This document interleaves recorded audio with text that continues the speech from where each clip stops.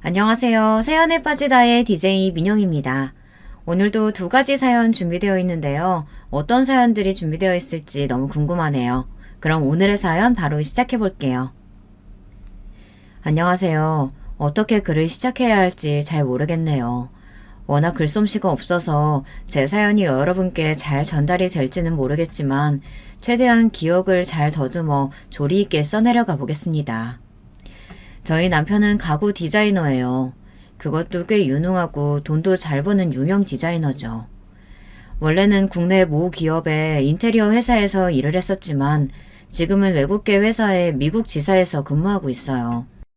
저도 그런 남편을 따라 딸아이를 데리고 미국에 와서 살림을 하고 있고요. 처음에 외국살이에 적응하기가 좀 힘들었지만 지금은 매일매일 행복한 일상을 보내고 있습니다. 저희 가족이 이런 행복을 얻기까지는 참 많은 일들이 있었어요. 지금은 다 지나간 과거의 일들이지만 그때를 다시 떠올리면 벌써부터 마음이 참 답답해집니다. 저와 남편은 회사에서 처음 만난 사이였어요. 글에 적었던 국내 모 대기업 인테리어 회사요. 저도 인테리어 관련 일을 했었거든요. 물론 남편처럼 유능하고 이름난 디자이너는 아니었습니다. 그저 평범한 사원이었고 남편과는 거리가 먼 사람이었어요. 남편은 언제나 사람들에게 둘러싸여 있었고 어딜 가나 총만 받는 인재였습니다. 모두가 남편과 친해지기 위해 난리였고 회사 여사원들은 다들 남편에게 호감을 가지고 있었죠.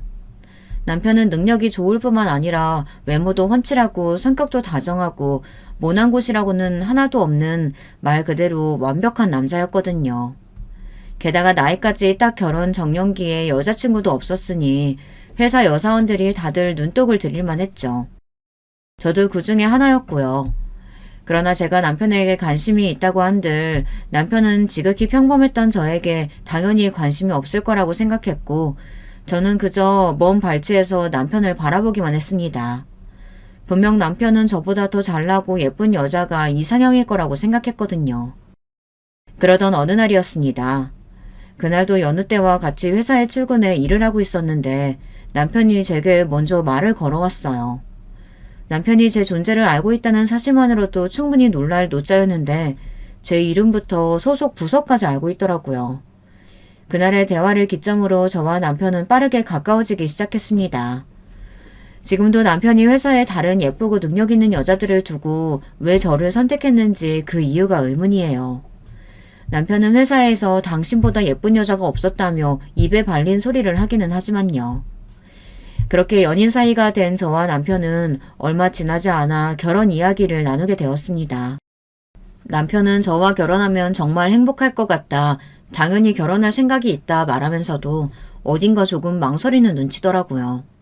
그래서 혹시 무슨 문제라도 있냐 물으니 남편은 사실 지금껏 하지 못했던 이야기가 있다며 남편의 어머니 이야기를 꺼냈습니다.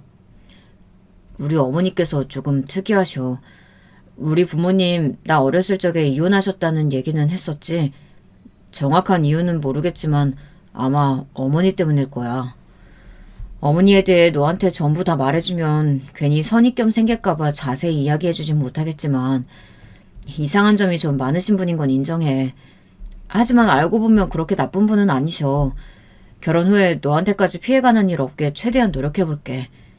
더 자세히 캐묻지 말고 그냥 나 한 번만 믿어주라. 당시 저는 남편에게 푹 빠져있던 상태였고 훤칠한 외모에 능력이 좋은 남편이 제게는 1등 신랑감처럼 느껴졌기에 겨우 시어머니 성격이 조금 특이하다는 이유로 결혼을 망설일 생각은 없었습니다. 당연히 괜찮다 답했고 그렇게 저와 남편의 결혼 준비는 일사천리로 진행되었습니다. 저희 부모님께서도 남편을 마음에 들어 하셨고 회사에서 그렇게 인기 많고 만인의 연인이던 사람을 결국 내가 쟁취하겠구나 하는 성취감까지 들었어요. 남편의 말에 지레 겁먹고 만나뵈었던 시어머니도 생각보다 너무 멀쩡하신 분 같았고 남편이 왜 그렇게까지 걱정했는지 이해가 되지 않을 정도였습니다. 상견례 자리 내내 아무런 문제 없이 화목하게 식사를 마쳤고 시어머니께서는 상당히 교양 있으신 부잣집 사모님같이 느껴졌어요. 저희 부모님께서도 시어머니를 보시고는 혼자서도 아들을 참 훌륭하게 키우셨다며 인격적으로도 괜찮은 분 같다 칭찬 일색이었습니다. 그러나 본격적인 결혼 준비가 시작되자 남편이 우려했던 문제가 조금씩 생겨나기 시작했습니다. 가장 처음으로 벌어진 문제는 바로 한복이었어요. 시어머니께서 갑작스레 본인이 분홍색 한복을 입고 싶으시다고 고집을 부리셨습니다. 여러분도 아시다시피 신랑 어머니는 푸른 계열의 한복을 입는 것이 관례잖아요. 그렇지만 시어머니께서는 본인은 분홍색이 더 잘 어울린다며 요즘 시대에 그런 관례가 뭐가 중요하냐, 본인도 분홍색을 입게 해달라 억지를 부리셨어요. 남편이 아무리 말려보려고 해도 황소 고집이라며 본인이 원하는 한복을 입혀드리지 않으면 결혼식에 참석도 하지 않겠다 고집을 부리시는 통에 결국 어머니 두 분 다 분홍색 한복을 입으시고 결혼식을 진행했습니다. 식장을 찾아주신 하객분들은 모두 제가 어머니가 둘 있는 줄 알았다며 우스갯소리를 하시더라고요. 거기까지는 그래도 어느 정도 애교로 넘어갈 수 있는 수준이었어요. 시어머니의 황소 고집은 그 이후로 계속되었어요. 처음에는 한복으로 시작했지만 나중에는 예식장 위치, 식시간, 꽃 장식 모든 것들을 본인 마음대로 정하려 하셨습니다. 참다 못한 제가 어머님을 만나 뵙고 이야기를 드리겠다 했지만 남편은 아마 만나봤자 아무 소용도 없을 거라고 결혼식까지만 참아달라, 결혼 후로는 절대 이런 일 없게 하겠다 저를 말렸어요. 지금 와서 돌이켜보면 그 말을 믿은 제가 호구였죠. 시작부터 제대로 하는 일이 아무것도 없는데 결혼하고 난 후라고 뭐가 달라지겠어요. 하나를 보면 열을 안다고. 그렇지만 그 당시에는 남편이 너무 좋았기에 속는 셈 치고 남편 말을 믿겠다 했습니다. 많은 문제가 있었지만 결혼식 관련해서 시어머니와 가장 큰 갈등을 빚었던 것은 바로 식사 문제였습니다. 시어머니께서는 극강의 채식주의자셨거든요. 남편 또한 아주 어렸을 적부터 고기를 먹지 못하고 자랐다고 했습니다. 그래서 초등학교 시절에는 남들보다 키도 작고 엄청 마른 체형이었다고 하더라고요. 급식에서 나온 고기도 일절 손을 못 대게 하셨지만 남편은 그런 시어머니의 눈을 피해 밖에서 몰래 고기를 먹었다고 해요. 그 덕분인지 지금은 키도 훤칠하고 건장한 체격이지만 여전히 시어머니께서 남편이 고기를 먹는 것을 너무나 싫어하시고 그 문제로 몇 번 말다툼도 해봤지만 도저히 답이 없어서 시어머니 앞에서는 채소만 먹으며 장단을 맞춰드리고 있다고 했습니다. 시어머니께서는 남편의 식단에 참견하는 것도 모자라 결혼식 뷔페까지 전부 채식으로 만들어야 한다고 주장하셨어요. 여러분께서는 이 상황이 이해가 가시나요? 아무리 본인이 채식주의자라고 해도 그렇지 저희 결혼식을 찾아주시는 하객분들이 시어머니 때문에 풀만 뜯어먹고 가실 이유는 없잖아요. 게다가 결혼식에서 가장 중요한 것은 신랑도 아니고 신부도 아니고 다름 아닌 식사라는 것을 여러분도 모두 잘 알고 계실 거라고 생각합니다. 채식 뷔페라니 생각만으로도 너무나 끔찍하고 하객분들에게 예의가 아닌 행동이라 느껴졌어요. 시어머니께서는 몹시 강경하셨지만 저도 이것만큼은 절대 양보할 수가 없었고 식장 측에서도 따로 채식 뷔페는 준비해주기 어렵다는 의견을 전달해 결국 뷔페는 원래대로 진행하게 되었습니다. 그때 이상함을 느끼고 결혼 준비해서 발을 뺐어야 했는데 도대체 사랑이 뭐라고 그렇게 눈이 멀었는지 모르겠어요. 완전 불나방이 따로 없었죠. 말도 많고 탈도 많던 결혼식이 어찌어찌 끝나고 신혼생활이 시작되었지만 신혼생활은 제가 상상했던 것만큼 달콤하고 행복하지는 않았습니다. 저는 결혼 후에도 계속해서 회사를 다닐 생각이었지만 시어머니의 생각은 조금 달랐던 모양이에요. 시어머니께서는 여자는 집에서 살림을 하는 게 맞다. 남편이 멀쩡히 잘 살아있는데 무슨 여자가 바깥으로 나도나면서 그냥 집에서 살림이나 하고 남편 뒷바라지나 하라고 제 회사 복귀를 막으셨습니다. 남편 또한 돈은 본인이 벌어올 테니 제가 집에서 살림을 해주길 바라는 눈치였고요. 조금 아쉽기는 했지만 남편이 유능하고 벌이도 좋은 사람이었으니 크게 고집 부리지 않고 회사를 그만두었어요. 저희가 신혼생활을 시작했던 곳은 신축 아파트였는데요. 시댁과는 엎어지면 코다울 거리였고 시어머니께서는 아침에 눈을 뜨시자마자 저희 집으로 오셔선 저녁을 먹고 잠들기 직전까지 계시다 가시기 일쑤였습니다. 따로 살았지만 사실상 거의 모시고 사는 수준이었고 스트레스가 극심했어요. 시어머니의 남편에 대한 집착은 정말 상상 초월이었습니다. 드라마나 영화에서만 보던 못된 시어머니의 정석이었어요. 세상에 이런 사람이 정말 존재하는구나 싶었죠. 같은 밥을 먹어도 남편 입에 들어가는 건 가장 귀한 것들로만 골라서 먹이시고 제 입에 들어가는 건 걔도 못 먹을 만한 것들이어도 전혀 신경 쓰이지 않는 모양이었습니다. 매일같이 본인 아들이 아침에 뭘 먹고 나갔는지 어떤 옷을 입고 나갔는지 확인하는 건 기본이었어요. 그 중에서도 가장 스트레스가 받는 것은 역시나 바로 시어머니의 극심한 채식 사랑이었습니다. 시어머니께서는 남편뿐만 아니라 저에게도 채식을 강요하셨고 매일같이 저희 집에 드나드시니 몰래 고기를 먹을 틈도 없었어요. 저는 원래 고기를 워낙 좋아하는 사람이에요. 친구들이 다이어트다 뭐다 하며 샐러드 같은 야채들만 먹을 때도 전 한 번도 쳐다본 적이 없을 정도입니다. 밥상에 고기 반찬이 없으면 밥이 안 넘어가는 사람인데 결혼하고 나서부터는 극성맞은 시어머니 때문에 두부 넣은 시래기 된장국에 나물들만 먹고 사려니 진짜 미치고 돌아버릴 노릇이었어요. 사람이 먹는 즐거움이 정말 크잖아요.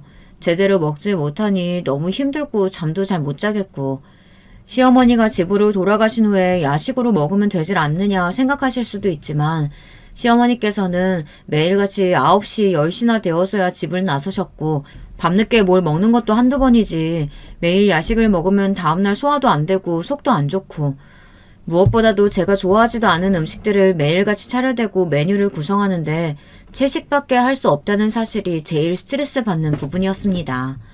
게다가 밥 먹을 때마다 어찌나 채식 거리며 고기 먹는 사람들을 싸잡아서 비하하고 욕하시는지 귀에서 피가 나는 기분이었어요. 고기 먹는 사람들은 전부 다 야만인이야. 돼지며 소며 걔네가 우리랑 같은 생명이지 다른 생명이니? 사람들이 사람들을 잡아먹지는 않잖아. 인간이 왜 짐승이 아니라 사람인데 교양이 있기 때문이잖아. 고기 먹는 인간들은 전부 인간이 아니라 짐승이나 마찬가지다. 그만큼 교양 없이 격떨어지는 인간들이란 뜻이지. 우리는 그런 인간들이랑 똑같아서는 안 돼. 네가 채식에 불만 있는 건 알고 있다. 그동안 살아온 긴 세월 동안 야만적인 고기의 맛에 길들여져서 그런 거겠지. 지금은 힘들어도 조금만 버티면 입맛이 채소 본연의 맛에 맞게 바뀌게 될 거다. 그때까지 무슨 일이 있어도 고기 같은 건 일체 입에 대지도 마라. 우리 아들 봐봐. 어렸을 적부터 채소만 먹여서 키웠더니 생긴 것도 훤칠하고 두뇌도 명석하지 않니? 고기 같은 적은 음식 먹고 자란 너랑 다르게 훌륭하게 성장한 거야. 그럴 때마다 남편이 옆에서 좀 거들어주면 좋으련만 남편은 얄밉게 찍소리도 안 하고 밥만 먹었습니다. 결혼하면 최대한 저한테 피해가 안 오게 막아준다던 남편은 여전히 결혼식 때처럼 아무것도 하는 일이 없었어요. 시어머니 앞에서는 한마디도 못하고 뭐든 내내 거리면서 시어머니 말이면 죽는 신용이라도 할 기세였습니다. 그러면서 시어머니께서 집으로 돌아가신 후 새벽에 야식으로 치킨을 시켜달라느니 라면을 끓여달라느니 뻔뻔하게 부탁하는 모습을 보면 우라가 치밀었어요.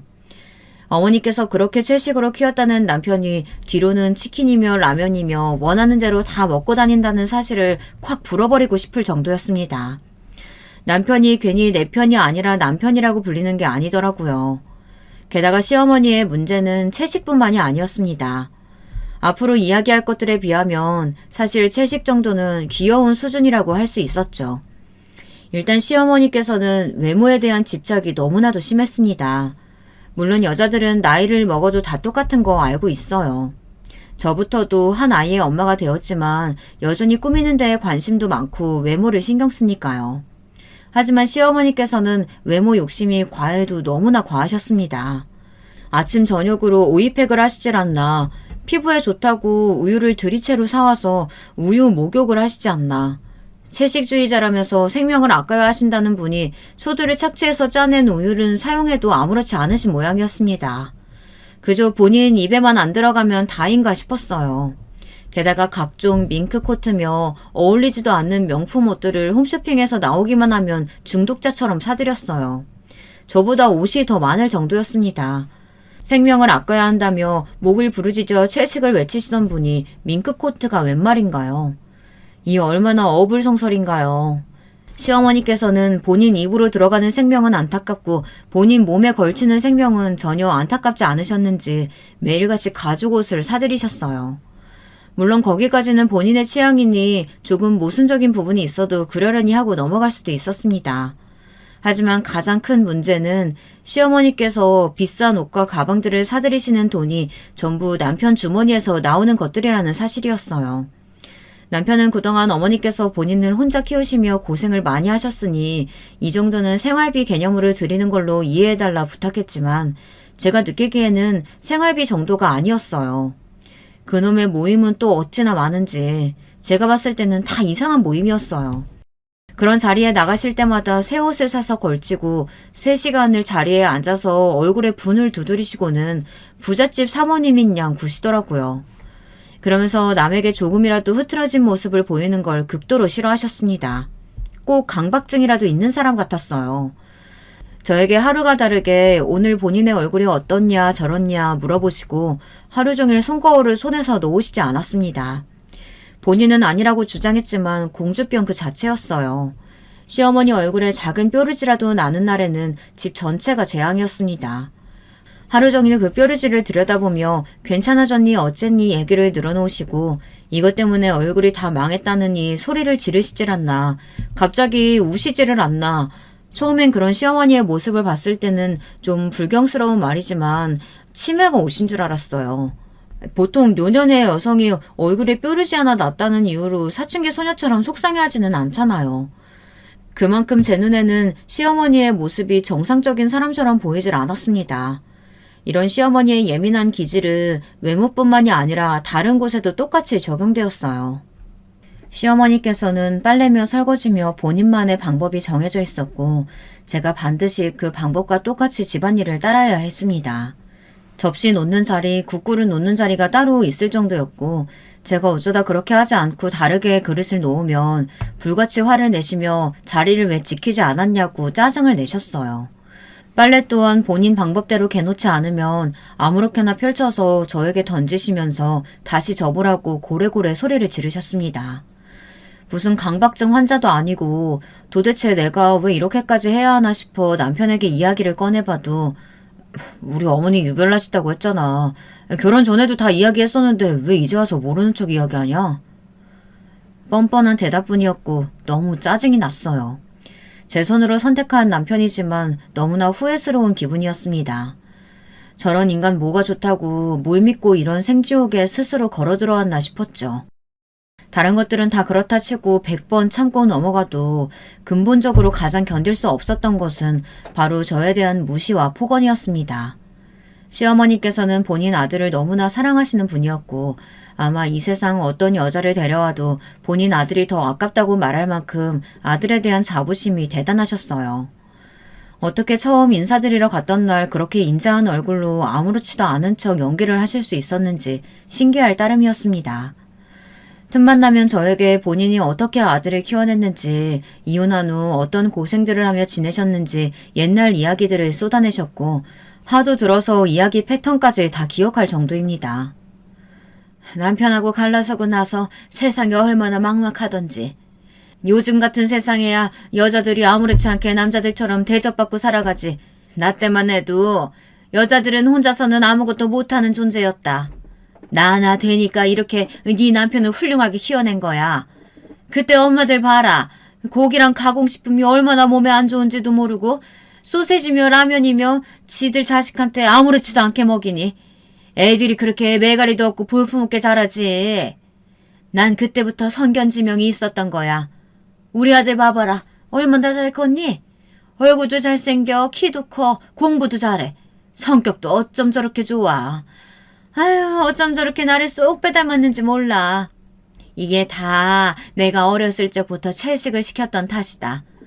몸에 안 좋은 고기 먹지 않고 자라니 뭣도 모르는 인간들이 떠들어대는 말과는 다르게 오히려 키가 더 컸잖아. 게다가 성격도 야만스럽지 않고 말이야. 아유, 그에 반해 너는 아유, 어렸을 적부터 얼마나 고기를 먹고 자랐는지 뻔히 보인다 보여. 본인 자랑을 하고 싶으시면 자랑만 하실 것이지 시어머니께서는 언제나 자랑 끝에 저와 제 부모님을 깎아내리는 이야기를 꼭 넣으셨어요. 그렇게 선견지명이 있으시고 남들과는 다르시다는 분이 듣는 사람 기분 하나를 생각 못 하시는지 아니면 기분이 나쁘든 말든 신경 쓰지 않으시는 건지는 모를 일이지만 당연히 듣는 저로서는 그닥 유쾌한 경험은 아니었습니다. 신혼 시절에는 몇 번 말대꾸도 해보고 다른 건 모르겠는데 저희 부모님 험담은 하시지 말아달라 부탁도 드려보기도 했어요. 그때마다 돌아오는 것은 불같은 역정이었습니다. 본인이 언제 우리 부모님 험담을 했느냐니, 잘못된 것을 잘못되었다 말도 못하냐느니, 역시 멍청한 애라 말 속에 담긴 큰 뜻을 알아채지 못한다느니, 배로 쏟아지는 잔소리에 결국 입을 다물게 되더라고요. 뭐 얼마나 큰 뜻이 담겨있는 말씀이신진 몰라도 적어도 제가 듣기에는 그저 본인 자랑에 불과했습니다. 그렇게 매일같이 아파트에 갇혀 시어머니와 함께 보내는 지옥 같은 나날들이 계속되었어요. 이러다가는 정말 정신병이라도 걸리는 게 아닌가 싶을 정도였습니다. 남편은 이미 꼴도 보기 싫은 사이였고 남편과 사이가 멀어지니 시어머니가 더더욱 미워 보였어요. 그즘 시어머니께서는 결혼한 지가 언젠데 아직도 아이가 안 들어서냐며 혹시 제 자궁에 무슨 문제가 있는 게 아니냐는 망언을 쏟아내셨습니다. 솔직히 아이가 생기지 않는 것이 여자 탓만은 아니잖아요. 과학적으로는 오히려 남자 씨앗 문제라는 이야기도 있고요. 날짜에 맞춰 관계를 가지고는 있었지만 임신 소식은 쉽게 찾아오질 않았어요. 시어머니께서는 이게 다 네가 고기를 먹고 와서 그런 거라며 또 말도 안 되는 소리를 쏟아내셨습니다. 몸속에 독소가 아직 다 배출이 되지 않는 거다. 조금 더 채식을 하다 보면 좋은 소식이 있을 거라는 말도 안 되는 말씀을 하시는데 남편은 옆에서 아무 말도 하지 않고 제 탓에 동조를 하더라고요. 그 모습을 보니 아이고 뭐고 생기기 전에 이혼하는 게 맞지 않나 싶어질 정도였답니다. 그렇게 얼마 지나지 않아 아이가 저희 부부에게 찾아왔고 임신 기간 동안만큼은 시어머니 곁에서 벗어나 마음 편하게 태교를 하고 싶었어요. 그렇게 사랑에 맞았는 아들 집에 오지 말란 말씀을 드렸다간 불같이 화를 내시게 뻔하니 적어도 아이가 뱃속에 있는 동안에는 내가 이 집을 떠나 있어야겠다는 생각이 들었습니다. 결국 저는 남편에게 임신기간 동안 친정에 가서 지내겠다고 통보를 했어요. 남편은 그게 무슨 소리냐며 말도 안 되는 소리라고 제 의견을 일축하려 했지만 전 단호했습니다. 이 집에서 시어머니와 함께 지냈다가는 들어선 아이도 질려서 도망갈 거라고요. 임신한 동안에만이라도 마음 좀 편하게 지낼 수 있게 해달라는 말에 남편은 결국 저의 친정행을 허락했습니다. 사실 허락한다는 말도 우스워요. 남편이 제 윗사람도 아니고 제 행동을 일일이 보고하고 허락받을 필요는 없죠. 그러나 그때는 저도 모르게 그렇게 생각이 되었나 봐요. 매일같이 하는 일이 집에서 시어머니의 아들 자랑을 들으며 여자는 살림을 해야 한다, 남자 뒷바라지를 하기 위한 존재다 하는 이런 쓸데없는 이야기를 듣는 것이었으니까요.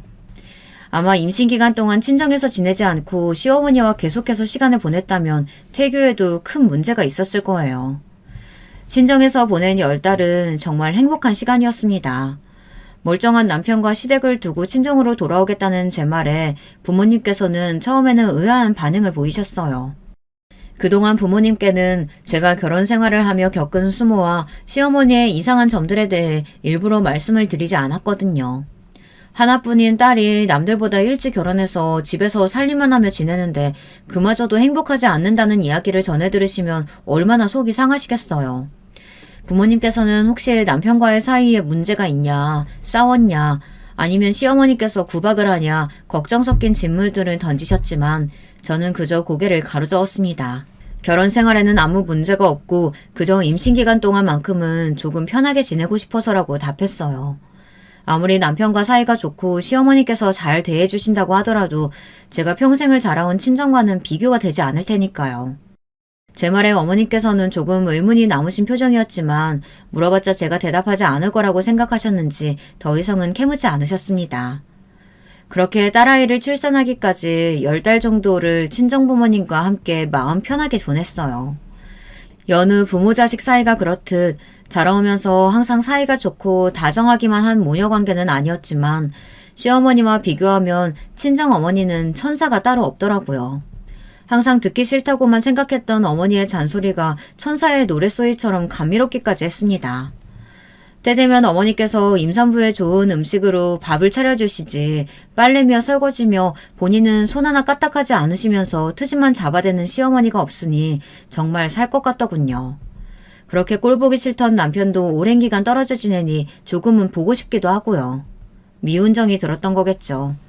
남편은 매일같이 문자며 전화로 잘 지내고 있냐 안부를 물어왔고 연애 때처럼 다정하게 굴기도 했습니다. 역시 있을 땐 모르더니 제가 없어지니 소중함이 더 느껴지는 모양이더라고요. 남들은 임신기간이 힘들고 어려웠다고 하지만 저는 딸아이를 뱃속에 품고 있었던 그 10달의 시간이 참 짧게 느껴졌습니다. 몸은 조금 고될지더라도 마음이 편한 게 낫더라고요. 출산 후 아이를 데리고 다시 시댁으로 돌아가는 발걸음이 어찌나 무겁던지요. 굳이 언급하지는 않았지만 당연히 임신기간 동안 친정에서 시간을 보낸다는 것부터 시어머니께서는 반대가 극심하셨어요. 뱃속에 우리 아들 씨앗에게 악영향이 가면 어쩌냐는 말부터 제가 친정에 머무르던 동안 하루에 한 번씩은 꼭 전화를 해 제가 고기를 먹고 있는지 확인하셨습니다. 게다가 각종 이상한 미신들을 말씀하시며 그래야 아이를 낳는다더라. 그래야 복중 아이가 더 건강해진다더라. 아침 저녁으로 본인이 알려주신 이상한 행위들을 꼭 실천하라 말씀하셨고 매일같이 인증사진을 찍어 보내라 저를 닥달하기도 하셨습니다. 그러나 제가 미쳤다고 친정까지 가서 시어머니 말에 휘둘리겠어요.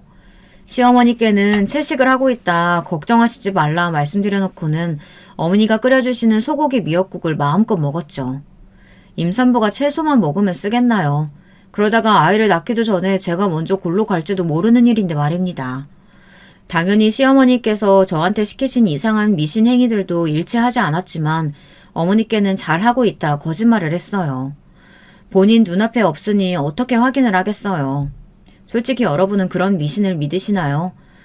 아들 낳으려면 이래야 한다더니 저래야 한다느니 하는 것들이요.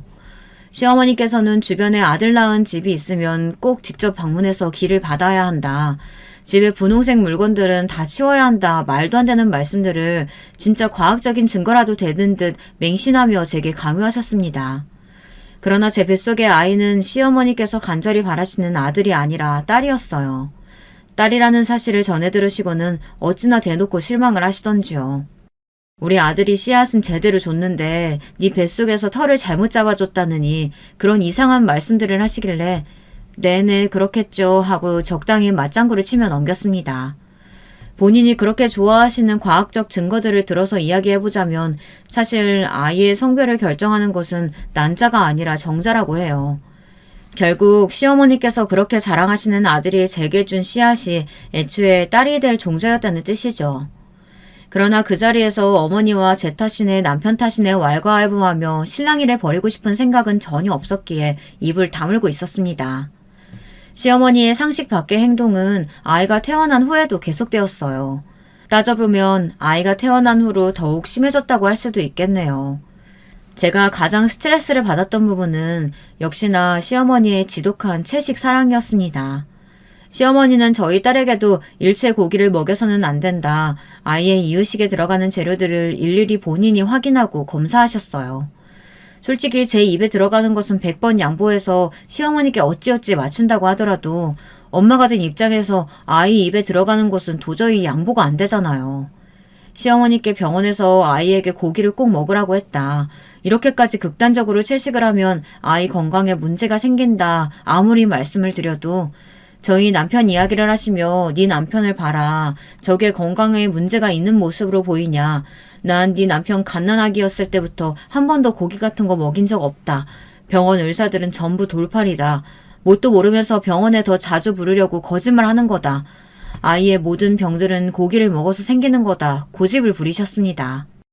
솔직히 말하자면 그때부터 정말 있는 정 없는 정이 다 떨어지기 시작했어요. 이전까지는 어떻게 해서든 좋게 넘어가려고 했었지만 아이에게 마저 채식을 강요하시는 시어머니가 도저히 정상인처럼 느껴지지 않았거든요. 게다가 그뿐만 아니라 시어머니께서는 아이가 아플 때 약을 먹이거나 병원에 데려가지도 못하게 하셨어요. 혹시 아나키라는 말 들어보셨나요? 약 안 쓰고 아이를 키우기의 준말로 말 그대로 약을 안 쓰고 아이를 키우는 사람들을 칭하는 용어예요. 시어머니께서는 아픈 아이를 병원에 데려가 치료하지 않고 자연치유를 한답시고 끙끙 앓게 두면서 아이가 몸 공부를 하고 있다고 말도 안 되는 주장을 하셨습니다. 무조건 맞아야 하는 필수 백신들도 소리를 고래고래 지르면서 절대 맞아서는 안 된다고 고집을 부리셨어요. 저도 그런 부분들에 대해서는 도저히 어머니께 져드릴 수가 없었습니다. 특히 제가 가장 어머니와 마찰을 자주 빚었던 부분은 바로 관장이었습니다. 네, 여러분께서 알고 계시는 그 관장이요. 너무나 작고 여리고 소중한 아이에게 관장이라뇨. 상상만 해도 끔찍하고 말이 안 되는 행위였지만 어머니께서는 아이가 열이 오를 때마다 뱃속에 독소가 들어서 그런 거라며 관장을 해야 한다 고집을 부리셨습니다. 다행히도 남편 또한 채식까지는 어찌어찌 어머니 고집에 맞추고 있었지만 아이를 병원에 데려가지 않고 이상한 방법으로 치료하려 하시는 시어머니의 행태까지는 이해가 불가능했는지 그만 좀 하시라며 제 편을 들었어요. 만약 남편마저 시어머니의 장단에 맞춰 아이에게 이상한 짓을 하려고 했다면 저는 더 이상 참지 못하고 그대로 이혼을 결심했을 것 같아요. 시어머니께서는 본인이 주장한 치료법들이 하나같이 먹히지 않자 그러다 후회할 거다. 원래 사람 몸은 자연적으로 다 치유가 되는 것인데 어렸을 적부터 약에 의존하여 살다 보면 나약해지는 것이라 혀를 차셨습니다. 어머니 제발 좀 그만하세요. 그러는 어머니께서는 어렸을 적에 아프면 약도 드시고 병원도 가셨을 거 아니에요. 그리고 제 남편은요? 남편도 어렸을 적에 아프면 약 먹고 병원도 가고 할 거 다 했다던데 왜 저희 애한테만 그러시는 거예요? 그리고 저희 딸 어머니 아이 아니에요. 하나부터 열까지 어쩜 그렇게 어머니 마음대로만 하려고 하세요? 뭐가 내 애가 아니야? 우리 아들 애니까 내 애나 다름없지. 너 지금 애 낳았다고 유세냐? 아들도 못 낳고 쓸데없는 딸이나 낳은 주제에 뭐가 그렇게 살았다고 시애미한테 눈을 똑바로 뜨고 대들어? 그래, 나나 우리 아들이나 예전부터 아프면 약 먹고 병원 가고 다 했다. 그러니 지금 조금만 아프면 골골대는 거 아니야. 내가 설마 내 소녀 잘못되라고 이상한 걸 시키겠니? 나랑 내 아들은 실패했으니 우리 손주라도 건강하게 살 수 있도록 내가 도와주는 거잖아. 아휴, 이미 고기 먹여서 반쯤은 실패했지만 병원이라도 안 가야지. 너 무지도 죄라고 했어. 나중에 네 애한테 미안하지도 않을 것 같니? 엄마가 돼서는 아이 몸에 대해서 공부하고 노력을 해야지.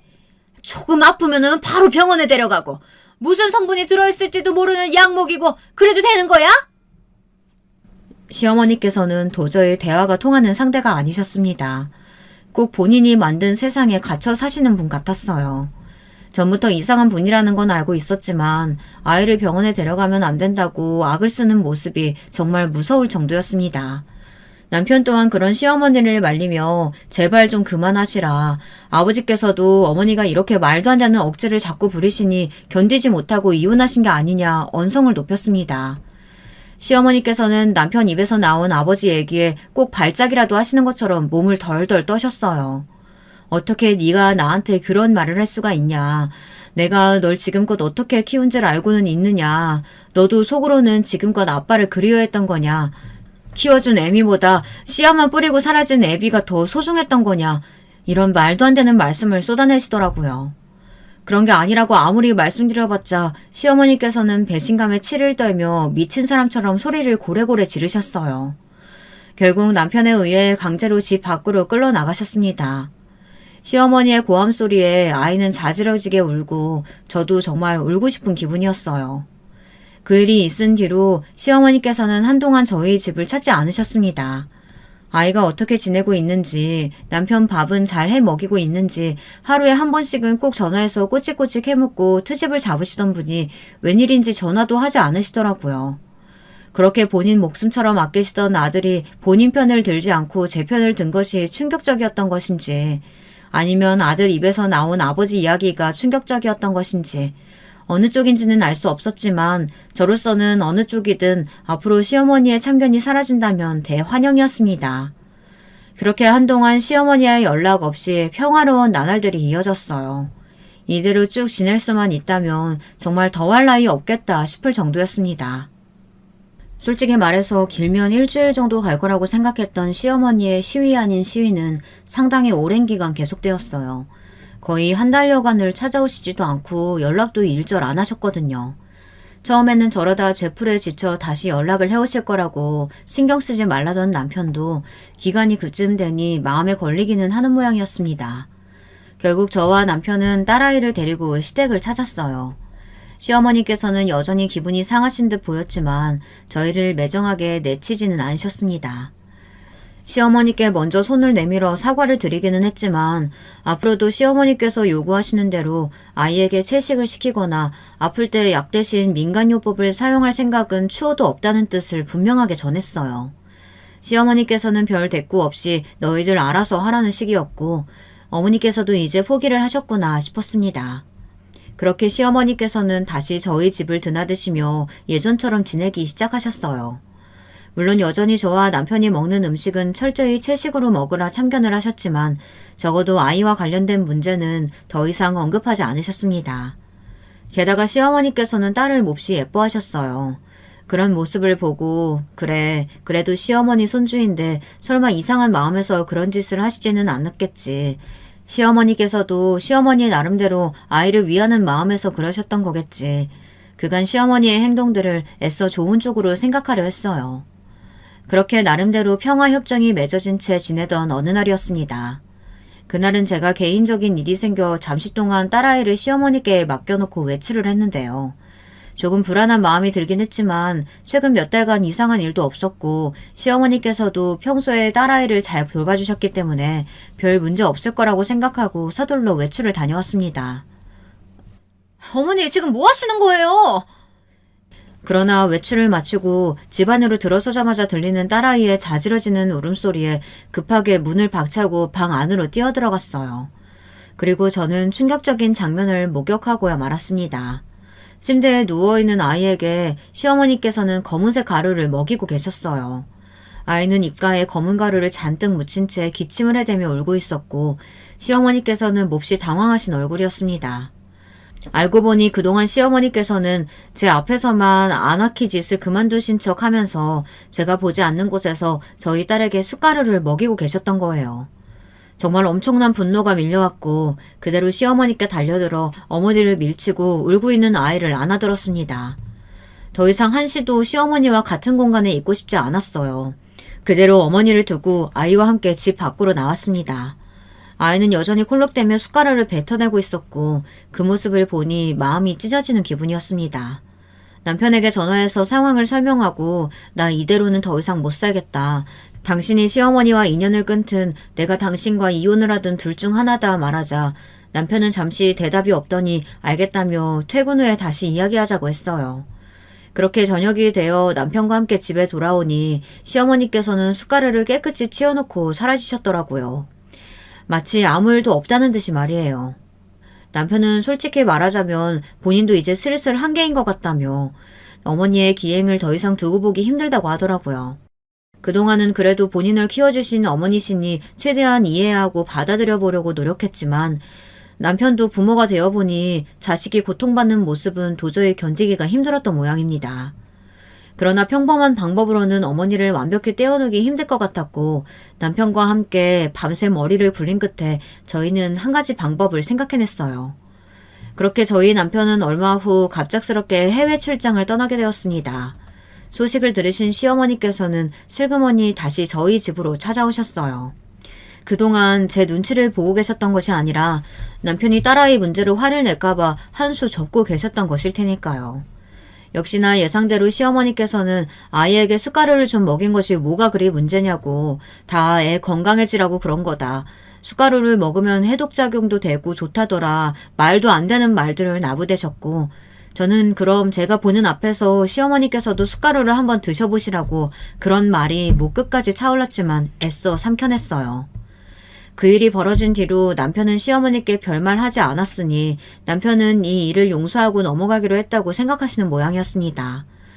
제가 대꾸를 하지 않자 남편 짐은 잘 챙겨주었냐. 외국으로 출장을 다니다니 우리 아들 능력도 좋지. 너는 우리 아들 같은 남자 만나서 참 복받은 거다.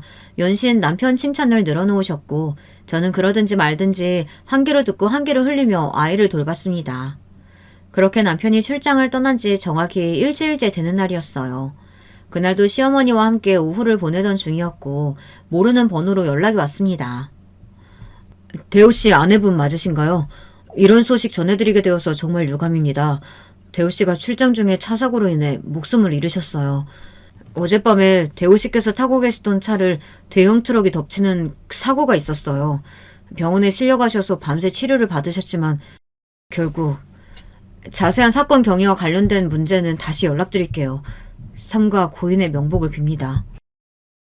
전화기 너머로 들려오는 낯선 남자의 목소리에 가슴이 쿵쿵 뛰었습니다.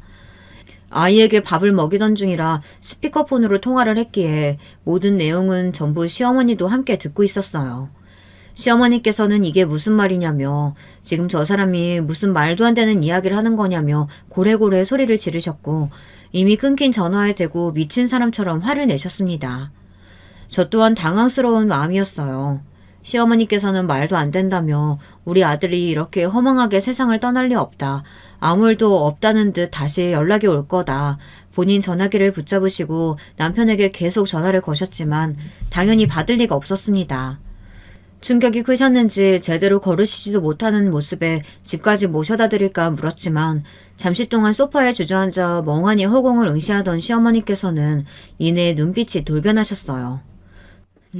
너 이년, 이 악마 같은 년, 네가 우리 아들 잡아먹은 거야. 네가 시집 온 이후로 제대로 풀리는 일이 하나도 없어. 우리 아들이 얼마나 나밖에 모르던 착한 아들이었는데 어느 날부터 갑자기 대들기 시작하더니 네가 뒤에서 몰래 우리 아들 꼬드겼지? 하늘에서 네 년한테 천벌을 내린 거야. 우리 착한 아들은 그 벌을 대신해서 받은 거고 네가 우리 아들 잡아먹은 거야. 이 악마 같은 년아. 내 더러운 핏줄을 데리고 당장 내 눈앞에서 사라져. 꺼지란 말이야. 시어머니께서는 미친 사람처럼 악다구니를 쓰시며 저와 딸아이를 마구잡이로 밀치셨고 저는 그런 시어머니께 특별한 저항을 하지 않은 채 집 밖으로 쫓겨났습니다. 당연히 핸드폰을 제외하고는 아무것도 들고 나오지 못했지만 크게 상관없었어요. 모두 예상했던 대로였거든요. 저는 그렇게 집을 나서서 호텔로 향했습니다. 어땠어? 어머니께서 좀 믿으시는 것 같아? 호텔에는 출장을 갔다던 남편이 묵고 있었습니다. 네, 처음부터 끝까지 모두 거짓말이었고 저와 남편의 사기극이었어요. 아무리 머리를 굴려봐도 남편이 이 세상에서 사라지지 않는 이상 시어머니와 남편의 질긴 인연을 끊기가 어려워 보였거든요. 저는 남편의 물음에 완전히 계획 성공이라며 미친 사람처럼 저한테 악다구니를 쓰시며 나가라고 등을 떠밀었다고 대답해 주었습니다. 그 다음날 집을 찾아가 봤지만 예상한 대로 현관 비밀번호가 바뀌었더라고요. 시어머니께서는 전화도 받지 않으셨고 저는 딸아이를 데리고 시댁으로 찾아갔습니다. 시댁 문을 한참 동안 두드렸지만 안에서는 아무런 인기척이 없었어요. 아무래도 시어머니께서는 저희 아파트에서 지내고 계신 것 같았습니다. 계획을 확실히 마무리 짓기 위해서는 시어머니와 단판을 지어야 했기에 다시 아파트를 찾아가 벨을 눌렀습니다. 안에 계신 거 다 안다. 얘기 좀 하자. 최대한 불쌍한 목소리를 내며 한참 동안 사정을 하니 드디어 문을 열어주시더라고요. 아들도 죽은 마당에 내가 너랑 얼굴 마주하며 살아야 할 이유가 뭐가 있니? 너한테 넘겨줄 유산이며 재산 아무것도 없으니까 뭐 받아갈 생각하지 말고 조용히 사라져라. 네가 우리 아들 잡아먹은 건 하늘에서 내리신 천벌이라 생각하고 참아줄 테니까. 어머니, 남편이 죽은 게 어떻게 저 때문이라고 그러세요. 이렇게 저 쫓아내시면 전 어떻게 살아요. 저 결혼한 뒤로 일도 그만뒀고 수중에 한 푼도 없는 거 잘 아시잖아요. 시끄러워. 더 이상 너 같은 년 꼴도 보기 싫으니까 다시는 찾아오지 마라.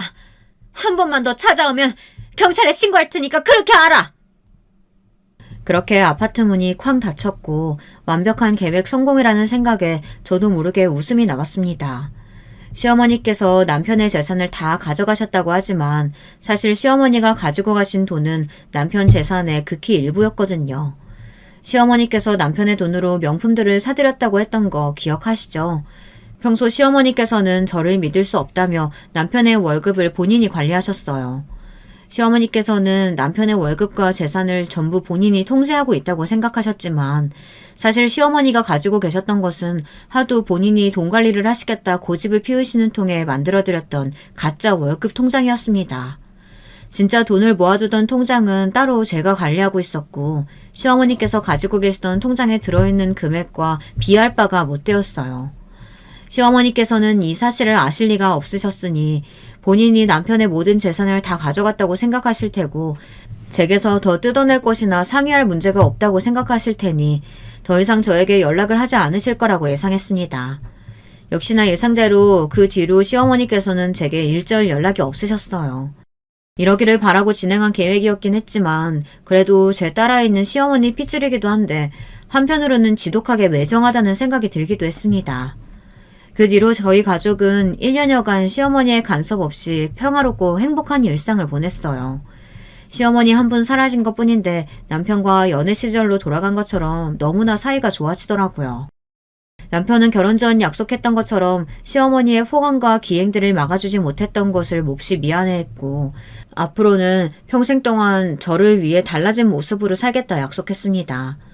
한때는 남편이 정말 남의 편이라도 된 것처럼 미웠을 때도 있었는데 금세 이렇게 사이가 다시 좋아지니 사람 일은 참 알다가도 모르는 거구나 싶었죠.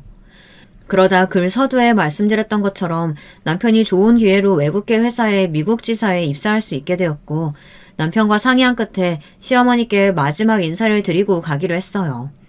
지금까지는 같은 한국 땅에서 지내며 마주칠 일이 생길지도 모르니 죽은 척하고 인연을 끊고 살았지만 미국으로 떠나게 되면 다시는 한국으로 돌아올 일이 없을 테니 자식된 도리로서 마지막 인사는 드리고 싶다고 하더라고요. 공항으로 떠나기 전 1년 만에 다시 찾은 시댁은 여전했습니다. 아니, 네가 어떻게... 시어머니께서는 죽은 줄로만 알고 있었던 본인의 아들을 보고 완전히 유령이라도 보신 듯한 반응이었습니다. 다리에 힘이 풀리셨는지 그대로 바닥에 털썩 쓰러지시는 통에 남편이 급하게 어머니를 잡아 일으켰어요. 어차피 마지막 인사를 드리러 온 마당에 굳이 지금까지 있었던 일을 설명드릴 필요도 죄송하다는 말을 드릴 필요도 없다 생각했고 남편은 덤덤하게 지금껏 혼자서 저를 키우시느라 고생 많으셨다. 자식된 도리로서 마지막 인사는 드리고 가는 게 맞을 것 같아서 찾아왔다. 우리 가족 셋이서 미국으로 떠나기로 했다. 어머니께 남겨드린 재산과 아파트는 그동안 저를 키워주신 것에 대한 최소한의 성이다. 부디 건강하게 지내시길 바란다. 짧은 인사를 남기고 그대로 몸을 돌렸습니다. 시어머니께서는 저희가 떠날 때까지 현실이 믿기지 않는다는 듯한 얼굴로 멍하니 저희를 바라보기만 하셨어요. 그렇게 시댁을 떠나 공항으로 가는 길 내내 마음이 가볍지만은 않았어요. 남편도 마찬가지였는지 저희 둘은 아무런 대화를 나누지 않았습니다. 그러나 막상 미국에 도착하고 나서는 시어머니를 떠올릴 새도 없이 새로운 환경과 새로운 사람들에 적응하느라 정신이 없었어요. 남편은 새로운 직장에 적응해야 했으니 저보다 더 바쁜 나날들을 보냈습니다. 세월이 흐른 지금 저희는 완벽히 이곳 생활에 적응했고 몹시 행복한 일상을 보내고 있습니다.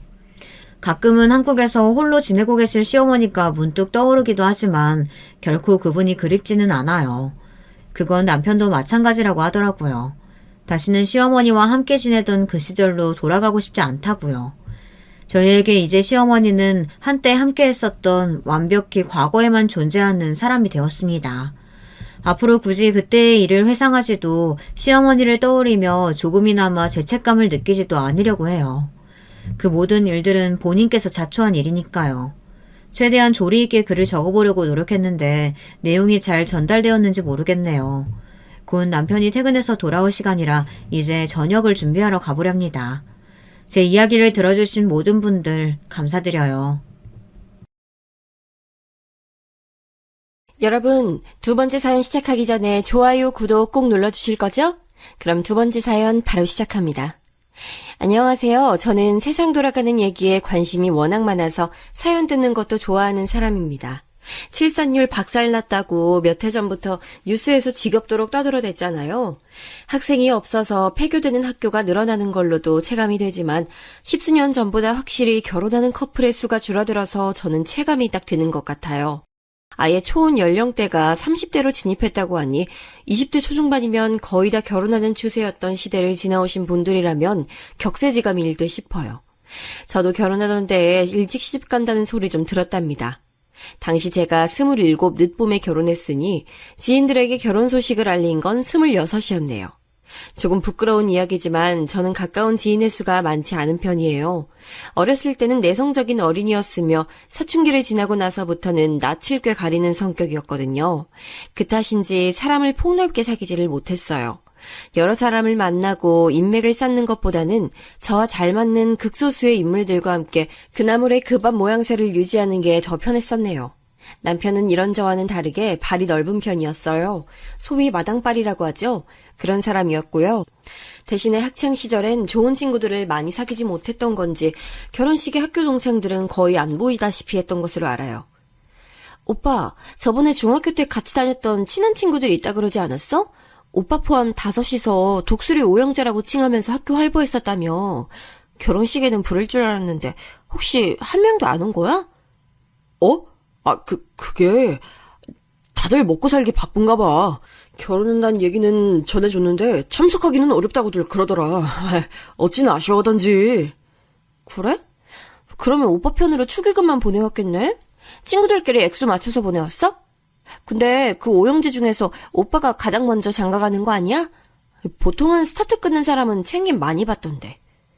야, 넌 뭘 그런 걸 기억해놨다가 따지고 그러냐? 정신없이 바쁘게 살다 보면 경조사 놓치고 그럴 수도 있는 거지. 축의금은 알아서 잘 정리해 줄 테니까 걱정하지 마.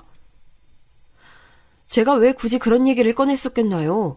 남편이 저한테 학창시절 일화를 꺼내들면 그 독수리 오형제 동창 이야기를 하도 많이 했어서 그랬죠. 그런데 정작 결혼식에는 코빼기도 안 비춘다고요? 저희 결혼할 때 남편은 31살이었어요. 저랑 따로 궁합도 안 본다는 그 유명한 4살 차이였으니 말이죠. 남자 나이 31면 이제 한창 회사에서 자리 잡고 많은 업무량을 쳐낼 텐데 금전적인 여유가 있기란 쉽지 않은 시기잖아요. 게다가 여러분, 살아보면 그렇게까지 안 친한 사람이라 할지라도 그 사람의 경조사를 안 챙기게 되기란 쉽지 않아요. 그렇지 않나요? 그래서 참 희한하다 싶어서 제가 고개를 갸웃했었네요. 그뿐만 아니라 그 정신없고 경황 없었던 결혼식장에도 제가 특이한 점을 포착했었지 뭔가요. 아, 여기 뷔페 괜찮아 보이는데 못 먹고 가서 아쉽네. 결혼식 하객 알바가 다 그렇지 뭐. 식사 제공하는 경우는 거의 없어. 그냥 머리수 채워주고 호응해주고 사진 찍을 때 구석에 서주고 이런 걸로 일당 챙기면 끝이니까 얼른 가자고. 더 있으나 덜 있으나 일당 들어오는 금액은 똑같은데 빨리 자리 뜨는 게 이득이지. 남편 쪽 하객이었던 사람들이 자기들끼리 떠드는 소리를 제가 아주 우연히 접해버렸던 거예요. 세상에 결혼식 하객 알바라뇨. 그건 자기 결혼식에 부를 사람이 하도 없어서 고민되는 신랑 신부가 사용하는 최후의 카드나 다름없거든요. 돈 주고 자기 하객인 것처럼 와줄 사람을 고용하는 거예요. 그런데 남편이 하객 알바를 썼더니 믿어지지가 않았어요. 결혼식 일주일 전에도 저한테 이렇게 말했던 사람이었으니까요. 채연아, 결혼식 때 몇 명 안아줄까봐 걱정하고 있는 거 아니지? 청첩장 인사 나왔을 때 네가 한숨 쉬었던 게 생각나서. 아니야 오빠, 별로 걱정 안 해. 어차피 올 사람들이 딱 정해져 있어서 그런가 봐. 나 인맥 넓지 않은 거 모두가 아니까 딱히 민망하진 않아서 다행이란 생각 중이야. 그래, 잘 생각했다. 너 걱정할 필요 없어. 내가 인맥이 워낙 넓잖아. 신부 하객이 부족하다고? 그러면 신랑 하객을 그쪽으로 옮겨버리면 돼. 나만 믿어. 내가 오죽 마당발이냐? 내가 인심과 인망의 제왕이야. 그 호언장담을 들으면서 즐겁게 웃었던 제 자신이 떠올라서 어처구니가 없었죠.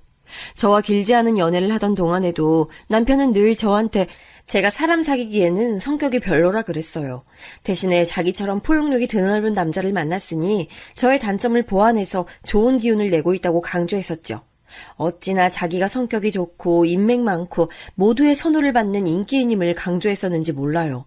그런데 제가 그걸 다 믿었습니다.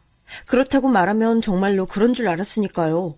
남편이 제 안에 쌓아온 견고한 좋은 성격을 가진 인기인이라는 이미지가 가장 처음 깨졌던 순간이 바로 결혼식장이었던 것이죠.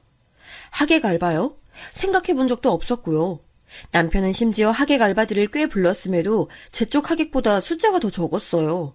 저는 인맥이 아주 좁았지만 대신에 그 사람들이 모두 참석해줬고요. 부모님의 지인분들 그리고 친척분들이 빼곡하게 와주신 게 유효했지요. 이상하다. 분명히 친척들의 숫자가 꽤 되는 집안일 텐데 왜 그렇게 친척분들이 안 보이지? 결혼식 전에도 친할머님 외에는 내가 뵌 적도 없고 참 이상하게 느껴지네. 반면에 제 시댁이 된 남편의 집안 쪽은 친척분들이 거의 안 보였어요. 제가 오죽하면 결혼식 당일에 가장 혼이 쏙 빠져있다는 예식의 주인공 새신부였음에도 그 점이 너무 이상한 것 같아서 머리에 면사포 쓴 채로도 고개를 갸웃갸웃했었을까요? 남편이 저한테 친척들 얘기도 정말 자주 해줬었는데 결혼식 전에도 인사드릴 자리가 없었고 결혼식 날에도 코빼기를 비추지 않으신 그분들은 대체 어디에 존재하는 것인지, 혹시 남편의 얘기 속에만 존재하는 것인지 정말 궁금했습니다. 아무리 그래도 집안 식구의 결혼식에 안 온 건 이상하잖아요. 그런데 나중에 알고 보니까 다 이유가 있었던 거예요. 왜 하객 알바니 친척들 불참인이를 들먹이면서 자기를 창피하게 만들냐며 되려 적반하장으로 나왔던 남편의 앞에서 저는 결혼식 날에 기가 좀 살았던 것이 비록 좁은 인맥이지만 전원 참석했다는 것과 더불어서 저의 가장 절친한 친구가 축의금을 20만 원 내면서 결혼식장에서의 자잘한 일들을 모두 거들어줬단 것이었어요. 미진아, 정말 고마워. 역시 너밖에 없구나. 내가 친구와 가나는 정말 잘 둔 것 같아서 나 지금 눈물 나오려고 그래. 새 신부가 눈물 흘려봤자 비싸게 돈 주고 받은 신부 화장만 번져. 괜히 울지 마. 나는 네 가장 친하고 가까운 친구로서 당연히 해야 할 일을 한 것뿐이니까. 저를 든든하게 다독여줬던 친구 미진이는 결혼 당시 기준으로 봐도 10년이 넘게 인연을 유지한 진짜 백이 제 사람이었어요. 인간관계를 좁고 깊게 만드는 저 같은 유형의 분들이 또 계신다면 공감이 가시겠지만 이런 사람에게는 오랜 세월을 함께 알고 지내온 유별난 존재가 꼭 하나씩은 있다죠. 그런 존재와 특별하게 마찰을 빚는 불상사가 일어나지 않는 이상 꾸준히 인연을 이어가게 되어 있거든요. 제가 결혼 소식을 가장 먼저 전했던 대상들 중에서 가장 1순위로 가까웠던 이를 뽑는다면 고민 없이 저의 가장 오래된 인연인 미진이었습니다. 중학교 1학년 때 같은 반으로 배정된 것을 계기로 인연을 쌓게 됐죠. 제가 미리 말씀을 한번 드려놓자면요. 남편 외에 저로 하여금 이렇게 사연까지 쓰게 만든 큰 요인이 미진이라고 볼 수 있어요. 미진이와 저는 정작 중학교 1학년 때 친하게 지내진 않았어요. 인사나 주고받는 같은 반 친구일 뿐이었죠. 저는 소심하고 조용했지만 편한 친구에게는 농담을 먼저 거는 모습을 지니고 있던 학생이었고요. 미진이는 반대로 학교에서 잘 놀 줄 아는 무리와 어울리며 존재감을 과시하는 학생이었어요. 여러분도 아시겠지만 학교라는 세계 안에서는 부류가 정확히 나뉘잖아요. 그래서 저와 미진이는 속한 무리가 달랐기에 접점이 없었네요. 아마 당시에 미진이가 보기에 저 같은 애들은 재미없고 놀 줄 모르는 유치한 무리로 보였을 거예요. 공부에 매진하는 모범생은 아니지만 그렇다고 노는데 치중하지도 않는 어중이 떠중이, 그게 바로 저였죠. 그런데 존재감이 힘이 있던 제가 미진이랑 어떻게 엮였는가 하면 서로의 가정사를 우연히 알고 나서부터였어요. 그런 걸 보면 사춘기 나이 때는 확실히 공감대라는 게 중요한 것 같네요. 미진이네 집안은 당시에 그 부모님이 친척 어르신을 믿고 돈을 빌려주셨다가 못 돌려받으셨어요. 그 친척 어르신네가 아예 도망가 버렸거든요. 외국으로 몰래 떠났다는 사실은 이듬해가 되어서야 밝혀졌었죠. 지금도 이런 일이 왜 없겠는가 하냐마는 예전에는 야반도주라든지 남의 돈 떼어먹고 멀리 도망가서 숨는 일이 더욱 비일비재했던 듯 싶습니다. 그런데다가 미진이의 친오빠가 하필 그때 오토바이 사고를 크게 당해서 병원 신세를 한동안 졌었어요. 비극이라면 오토바이 사고의 가해자가 미진이 친오빠였던 거겠죠. 돈이라곤 먹고 죽을래도 없었던 때였건만 피해자 측에 보상을 해줘야 했던 상황이었으니 마침 그 오토바이 사고가 났던 데가 저희 집 근처였어요. 거기가 CCTV 사각지대였는데 그래서 미진이의 어머님께서 목격자를 찾는다고 열심히 두 발로 돌아다니시다가 저희 집까지 어느 날은 찾아오셨었죠. 아직도 생생히 기억하는 게 그 추운 날씨에 자주색 겨울잠바 차림으로 볼이 빨갛게 트셔서는 애타게 이런 걸 물어보셨던 어머님의 모습이에요. 저녁 시간에 대단히 실례합니다. 저기 혹시 13일 오후에 요 앞에서 일어난 오토바이 사고요. 목격하신 바가 있나 해서요. 그 오토바이 몰았던 게 저희 아들인데요. 아무래도 좀 억울한 측면이 있어서 그렇습니다. 간절한 어머님의 목소리와는 대비되도록 저희 집 분위기가 무척 썰렁했던 것으로 기억해요. 그때가 저희 부모님이 이혼 한 해 만회하면서 한창 싸우실 시기였거든요. 저라도 뭔가 적극적으로 반응을 해드리고 싶어서 그 현장을 보진 못했지만 목격한 이웃이 나온다면 꼭 알려드리겠다고 어머님께 말씀을 드렸었죠. 그런데 어머님께서 문득 제 차림새를 살피시더라고요. 제가 그때 집에서 학교 체육복을 입고 있었거든요. 어머, 우리 딸이랑 같은 학교 다니나 보네. 몇 학년이야? 우리 딸 이름 성미진인데 혹시 아는 사이인가 모르겠네. 네? 혹시 머리 길고 입술 빨갛게 칠하고 다니는 성미진이라면 저랑 같은 반인데요? 같은 반 학생? 세상에 이런 우연이 다 있네. 이건 인연이네, 인연이야. 학교에서 우리 미진이 보면 말 좀 걸어주고 그럴래? 요즘에 우리 미진이가 말도 못하게 힘들어하는 중인데 학교에서도 축 처져 있을까봐 자꾸만 걱정이 되네. 미진이가 집에 이런 일이 있는 줄 몰랐어요. 솔직히 친한 사이는 아니지만 앞으로 제가 잘 챙겨줄게요. 그러자 어머님께서는 제게 고맙다고 하시면서 제 머리를 두어 번 쓰다듬고 가셨어요. 사이 안 좋으신 부모님을 둔 저는 이런 애정어린 손길을 받아본 지가 몇 년 됐었기 때문에 기분이 이상해지더라고요. 학교에 가면 미진이한테 꼭 말을 붙여보고 잘 대해주겠노라고 다짐하는 계기가 됐죠. 이튿날 교실에서 미진이에게 다가가서 자리에다가 작은 과자를 놔줬어요. 집안일 들었다고 너무 우울해 있지 말고 힘내라는 쪽지와 함께 말이에요. 그랬더니 그걸 발견한 미진이가 황급히 과자랑 쪽지를 자기 가방에 넣고 숨기더군요. 저랑 눈이 마주치자 살벌한 눈빛을 보내오길래 제가 움찔해서 고개를 숙이고 말았던 기억이 나네요. 그러고 나서 곧장 저와 미진이 사이에 우정이 피어올랐는가 하면 그건 아니었어요. 오히려 어색함이 감돌았죠. 그때가 1학년이 끝나갈 때였고 금세 2학년으로 진학했는데 이번에는 옆반이 됐어요. 그리고 얼마 안 지나서 알게 된 소식. 학교에서 잘 나가는 무리에 속해 있던 미진이가 따돌림을 당하기 시작했다는 얘기였습니다.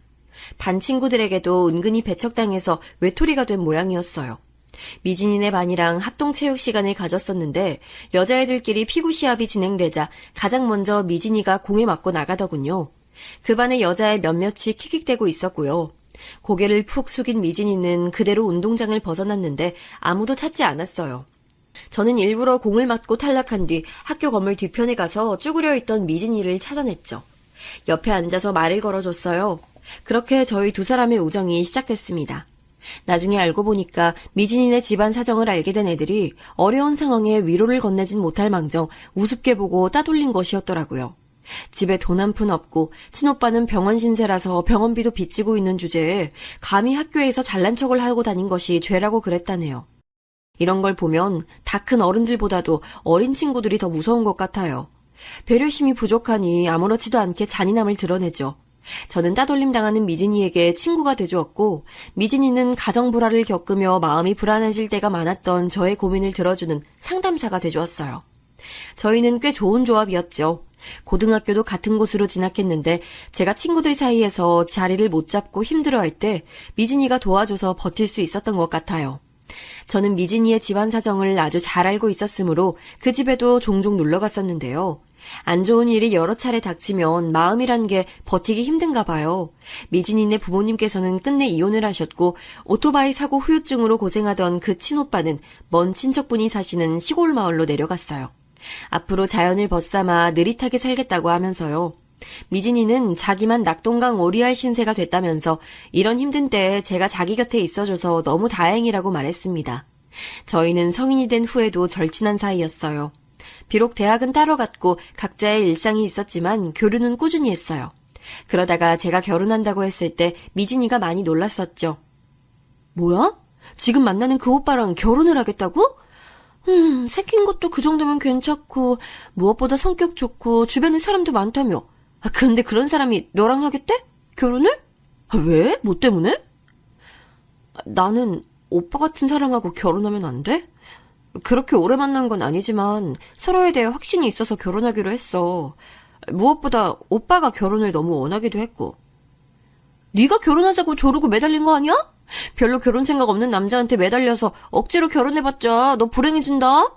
난 얼마 전에 남자친구랑 헤어졌는데 네가 갑자기 결혼 얘기 꺼내니까 당혹스러운 내 심정 넌 이해하지?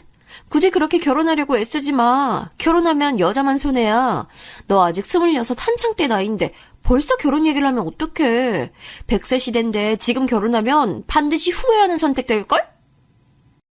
갑자기 눈빛이 확 돌변해서는 저한테 무서우리만치 쏘아대더라고요. 제가 아는 미진이가 아닌 것 같아서 그때 좀 당황했어요. 놀란 나머지 말문이 막혔었고 어영부영 자리를 떴었죠.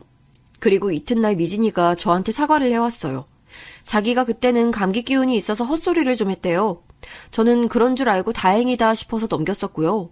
저의 결혼 과정에서 가장 많은 참견을 해줬던 미진이는 축의금으로 20만 원을 냈고 신혼여행 떠나는 저에게 이런 말을 남겼어요. 나 얼마 냈는지 알고 있지? 비단 그백뿐만 아니라 내가 너 결혼하는 거 도와준답시고 그간 온갖 고생하면서 뺑이 친 거 생각하면 그건 엄청난 값어치라고 생각해. 신혼여행 다녀오면서 나 잊으면 안 된다? 그건 자기 선물 비싼 걸로 사오라는 은근한 압박이었죠. 하지만 그때는 전혀 기분이 안 나빴어요. 제게 해준 것 이상으로 제가 해주고 싶은 마음이 있었고요. 신혼여행지에서 미진이한테 줄 선물을 열심히 고민하면서 물색했었네요. 저희 부부가 돈이 많았던 건 전혀 아닙니다.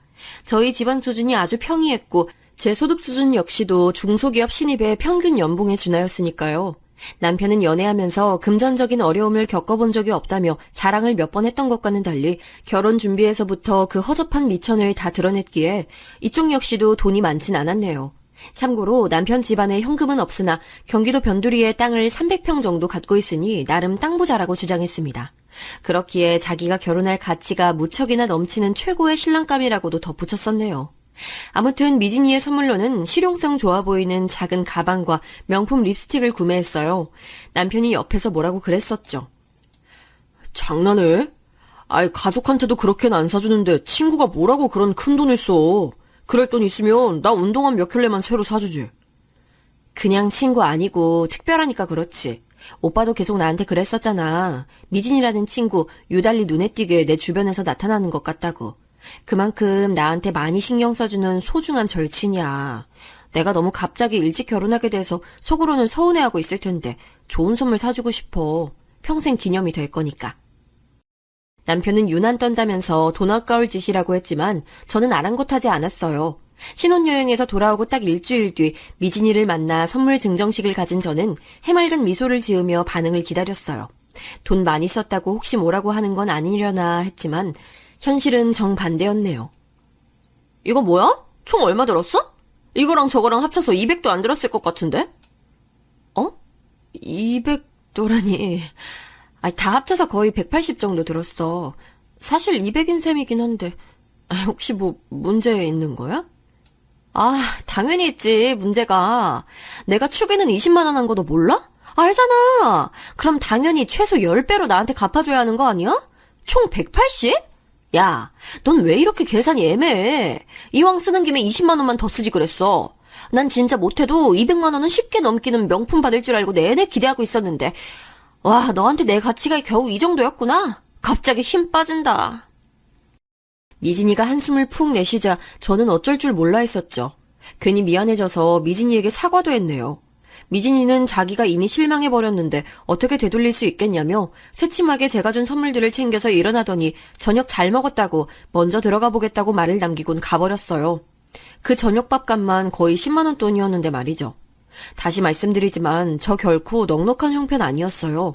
하지만 둘이 만나면 거의 제가 더 내는 형국이었네요. 원래부터 그래왔기 때문에 그게 이상하다고 생각해본 적은 없었죠. 미진이에게 제가 더 배려하는 게 맞다고 생각하며 살아온 지가 너무나도 오래였던 거예요.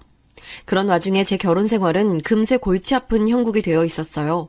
결혼식장이고 어디고 간에 시댁 쪽의 친척분들을 제가 뵙기 어려웠던 이유가 밝혀졌었죠.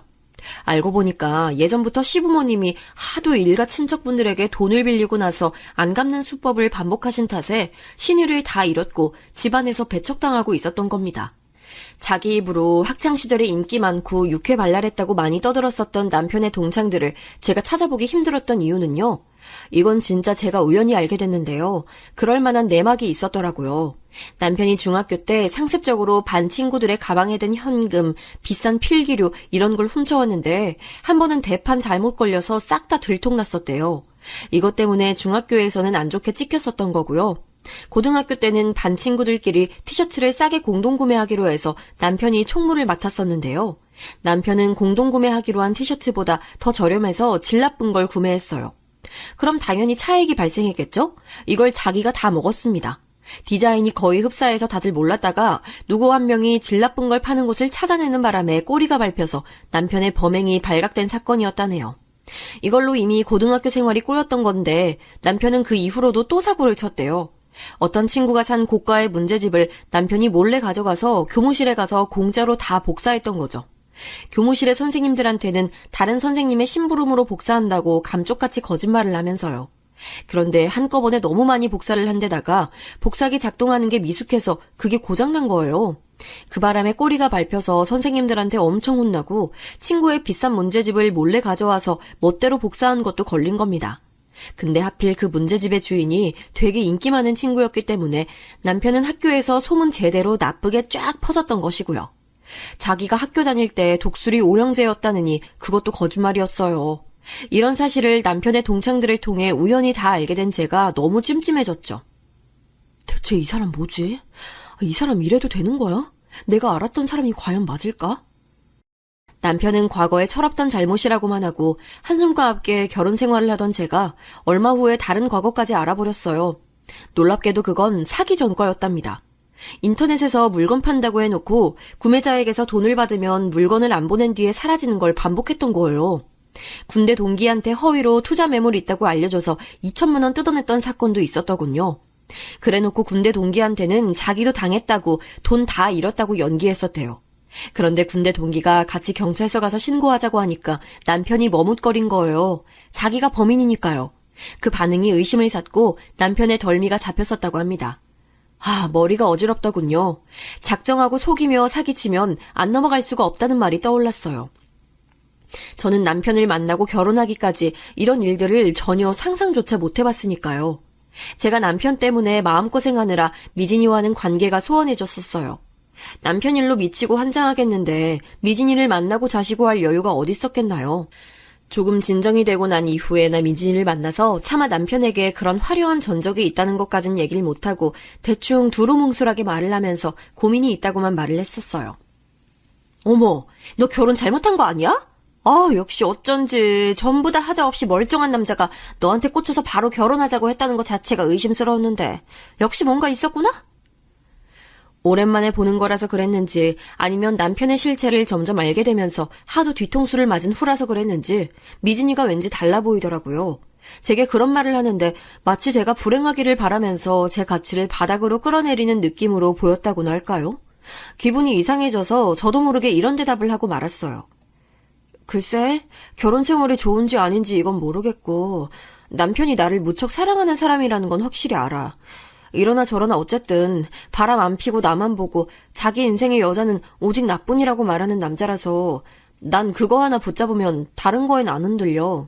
남편이 나만 절절하게 바라본다는 것에서 오는 믿음, 굳건한 신뢰가 있어. 남편은 나에게 사랑받는 여자의 행복이 뭔지 알려준 사람이야. 이것만 안 깨지면 난 안 불행해. 저도 왜 이런 말을 하고 말았는지 모르겠는데 분명한 건 미진이의 표정이 좋지 않아졌다는 것이었죠.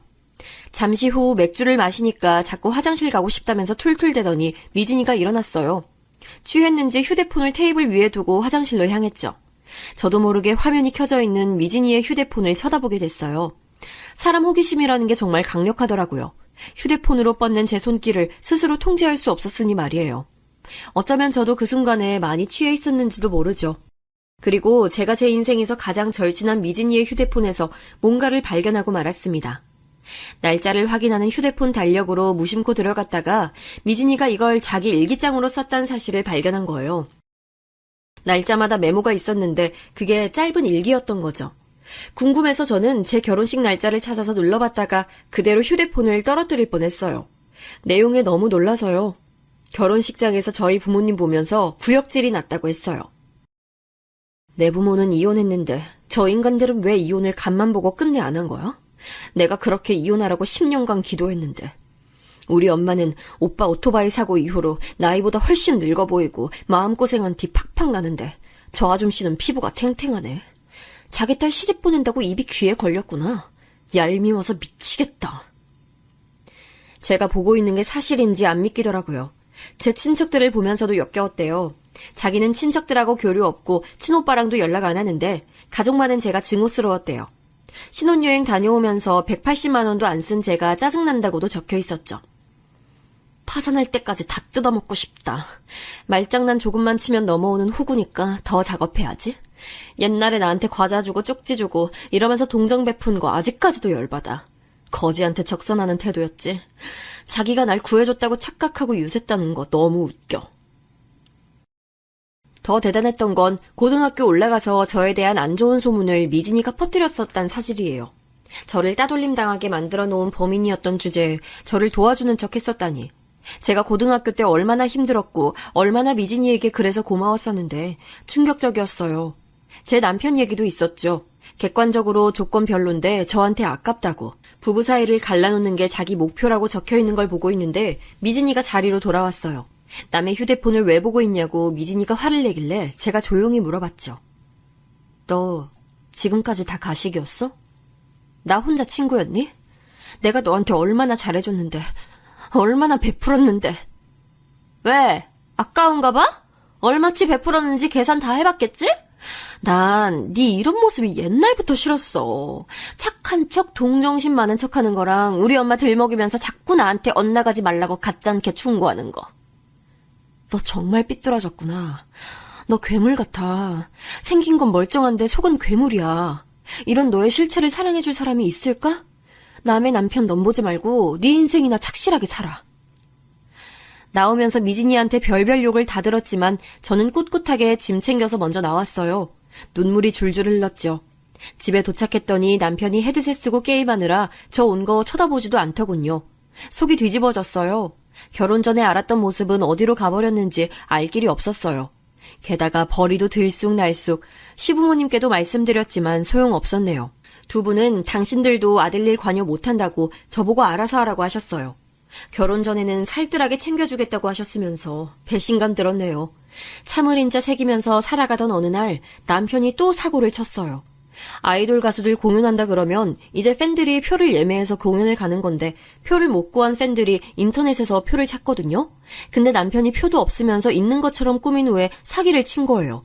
돈을 받고서 잠적하는 수법을 쓴 거였죠. 제 남편이 범죄자라는 사실이 저를 미치게 만들었어요. 오빠, 인생을 제발 깨끗하게 살 순 없는 거야? 겉만 번지르르 한 것처럼 꾸며내고 거짓말하는 거 제발 그만해. 대체 왜 이러고 살아? 사람이 왜 이래? 너야말로 왜 이러냐? 내가 뭐 그렇게 잘못을 저질렀다고 되게 유난이네. 살다 보면 그럴 수도 있는 거를. 그 대답을 듣자마자 전신에 소름이 돋았어요. 어떤 것보다도 무서운 대답이었죠. 저 바로 오열하면서 남편 앞에 무릎 꿇었어요. 제발 헤어지자고, 이혼해달라고, 부탁이라고. 거의 빌다시피 했습니다. 정말 힘겹게 간신히 이혼을 했어요. 저는 다니던 직장까지 퇴사하고 그 인간으로부터 멀어졌네요. 직장 다시 구하기 전에 지인이 자기가 노하우 알려줄 테니 인터넷 쇼핑몰 해보지 않겠냐는 제안을 해왔고 어디에라도 집중하고 싶어서 그러겠다고 했죠. 그거 준비하고 운영하다 보니까 시간이 훌쩍 흘러가더라고요. 제 인생의 친구였던 절친 미진이와 갈라서고 결혼을 다짐하게 만들었던 사랑하는 남자의 실체를 알고 나서 이혼하고 그런 커다란 상처가 제 안에 남아있었지만 일상으로 봉합해 나갔어요. 저랑 이혼한 후에 그 인간은 고삐가 풀려버렸던 것인지 심지어 또 사기를 쳐서 이를 키운 모양이었죠. 그러던 어느 날 네이버 카페를 통해 저는 대화 요청을 받게 됐어요. 제가 강아지를 비록 키우고 있진 않지만 나중에 여건이 되고 더 마음에 안정이 넘치는 사람이 되면 키우고 싶어서 견주들이 대거 활동하고 있는 유명한 네이버 카페에 가입을 한 적이 있었어요. 여기는 미진이가 알려줘서 가입한 곳이었고요. 미진이는 당시에 강아지를 몇 번 키운 적이 있었기 때문이죠. 자기가 키우기 어려워지는 상황이 오니까 시골의 먼 친척 집에 멋대로 강아지를 데려다 놓았다는 사실을 뒤늦게 제가 알고 정이 떨어졌던 일화도 있었네요. 아무튼 어느 날 네이버 카페 알림이 오길래 봤더니 누가 저한테 채팅으로 연락을 건 거예요. 어? 이 강아지 카페에서 나한테 개인적으로 대화를 걸어올 사람이 있었던가? 내가 아는 한 그렇지 않은데 실수로 나한테 전송했나? 잠깐. 그런데 이 활동명 어딘가 낯이 익네? 의문을 가지고 그 채팅방에 입장한 제가 헛웃음을 바로 흘리고 말았습니다. 저는 대체 누가 저한테 말을 걸어왔나 했건만 바로 미진이었던 거예요. 제가 자기 번호를 진작에 차단해 놓은 걸 알고서는 이런 방법을 쓴 거였죠. 상대가 자기를 차단했으면 그걸로 연락할 마음을 접어야지 어쩜 이런 수단을 떠올려내면서까지 부득불 연락을 해왔던 걸까요? 좋은 이유였다면 제가 헛웃음을 짓지 않고 은은한 미소를 입가에 그려냈겠지요. 안 그랬으니까 문제였어요. 채연아, 오랜만이야. 잘 지내니? 점심때까지는 날씨가 무척 좋아서 드라이브도 쌩쌩 달렸는데 오후 들어서부터는 날이 계속 흐리길래 난 지금 쉬고 있는 중이야. 내가 드라이브를 설마 혼자 하진 않았겠지? 과연 내가 누구랑 쉬고 있는지 맞춰볼래? 힌트 하나 줄게. 네 남편이 잘 지내고 있는지 아닌지는 안 알려줘도 돼. 왜냐하면 내가 이미 알고 있으니까. 하도 어이가 없어서 그걸 2번은 읽고 나서야 이해를 했네요. 기가 막히더라고요. 제 머나먼 기억 속에서 옛 추억이라는 이름으로 묻혀있는 미진이와의 좋았던 과거마저 더럽혀지고 말았죠. 분명히 예전에는 순수한 마음을 지녔던 순간이 더 많았을 거라고 여겼던 저였는데요. 하지만 전부 다 착각이었고 미진이라는 친구는 저를 단 한 번도 진심으로 자기 친구라고 여긴 적이 없던 게 분명했네요. 제가 읽고 나서도 아무런 답장을 하고 있지 않았더니 미진이가 내용을 또 보내왔는데요. 이번에는 제가 크게 웃음을 터뜨리고 말았습니다. 모텔에 있는 사진을 보내왔는데 휴대폰을 하면 누워있는 남자의 모습이 사진 귀퉁이에 걸려 있었어요. 누구겠어요? 당연히 제 전 남편 되시는 작자였죠. 나 지금 네 남편하고 같이 있어. 우리 채연이 배신당해서 어떡해? 자기만 보는 남편이라고 다른 건 몰라도 바람은 절대 안 피는 사람이라서 그거 하나 위안 삼는다고 말했던 우리 채연이 벌써 상처받아서 엉엉 울고 있는 건 아니지? 채연아, 너무 슬퍼하지 마. 네가 못나서 네 남편 뺏긴 게 아니라 내가 잘나서 네 남편이 나한테 넘어온 거니까. 너는 그냥 이것 딱 하나만 알아두면 돼. 너는 죽었다 깨어나도 나 못 이긴다는 거? 너는 애초에 팔자 자체가 내 시녀로 살 팔자였어. 네가 그렇게 믿는 네 남편이 나한테 넘어온 거 보니까 이제 주제 파악이 되지? 저를 아주 한껏 조롱하더라고요. 그런데 저는 아무렇지도 않았을 뿐더러 이상하게 오랜만에 미진이의 목소리나 한번 듣고 싶다는 생각이 들었어요. 그래서 딱 5분간 네 번호 차단 풀어놓을 테니까 전화하고 싶으면 하라고 그렇게 말해줬어요. 만약에 미진이가 저를 짓누르고 싶어서 안달난 사람이 맞다면 반드시 전화할 거란 생각이 들더라고요. 차단을 풀고서 기다린 지 얼마 지나지 않았을 때 미진이한테서 전화가 걸려오는 걸 보면서 저는 쓰디쓴 미소와 함께 통화 버튼을 눌렀습니다. 그래 미진아, 오랜만이네. 나는 내 친구가 잘 지내길 대신 바랐는데 겨우 이렇게 지내고 있었어? 지금 모텔이야? 너 어디까지 추해질 거니? 너 스스로 네 가치를 깎아먹는구나. 뭐라고? 너 미쳤어? 나 때문에 열받아서 미쳐버리겠다고 그렇게 솔직하게 말해. 태어난 척하면서 폼 잡지 말고. 네가 그렇게 믿는 네가 가진 최후의 보루, 네 남편. 나랑 모텔 들어온 거 보면 모르겠니? 너 완패한 거야. 내가 아까 점심 먹으면서 네 얘기 슬쩍 꺼냈는데도 네 남편 애써 모른 척 화제를 돌리더라. 남편의 사랑을 잃은 아내라니 우리 채연이 너무 불쌍해서 어떡해? 상처받았으면서 침착한 척 하지 마. 그러면 더 비참해질 뿐이니까. 이게 돌았나? 너 아까부터 뭐라고 혼자 떠들어대니 미진아. 네가 어쩌다가 그 인간하고 만나서 지금 그러고 있는진 모르겠는데 너 정보 업데이트가 많이 늦구나. 아무리 나랑 그 인간이 따로 안 밝혔다고 해도 그렇지 어쩜 그렇게 눈치가 없어. 그 인간 일부러 멀쩡한 사람인 척 꾸며내려고 유부남 행세하는 거야. 실제로는 이혼당했어. 이혼? 너 그게 무슨 말이야? 이혼? 둘이 부부가 아니라고? 이혼을 당했다고? 아, 말도 안 돼. 네 남편이 아니라면 내가 굳이 이런 짓까지 할 이유가 없었는데? 너 지금 거짓말하는 거지? 도대체 언제 이혼을 했다고 그러는 거야? 설마 올해 초? 명절 전이었나? 역시나 미진이는 그 인간에게 접근한 이유가 오직 저 때문이었던 거예요. 저를 괴롭게 만들어주고 싶다는 못된 생각이었죠. 추악한 마음을 안고 사는 미진이를 향해 제가 차갑게 일러줬습니다. 올해 명절 같은 소리하고 자빠졌네. 이혼한 지 벌써 2년 됐어. 이 못돼 처먹은 쥐지배야. 그 인간보다 더 악질이 어떻게 보면 너 같아. 이제 보니 둘이 참 잘 어울려. 친구 남편인 줄 알고도 굳이 꼬셔내서 숙박업소까지 간 너. 앞으로 혼사길은 막혔다고 봐야지. 과연 이런 사실을 알고도 널 받아줄 남자가 있을까? 찾기 힘들 것 같은데. 내가 최선을 다해서 네 혼사길 한번 막아보려니까 너도 네 나름의 최선을 다해야 할 거야. 가장 좋은 건 그 인간하고 결혼하는 거 아닐까? 그럼 이제 사기 전과 10범하고 행복하게 잘 살아봐.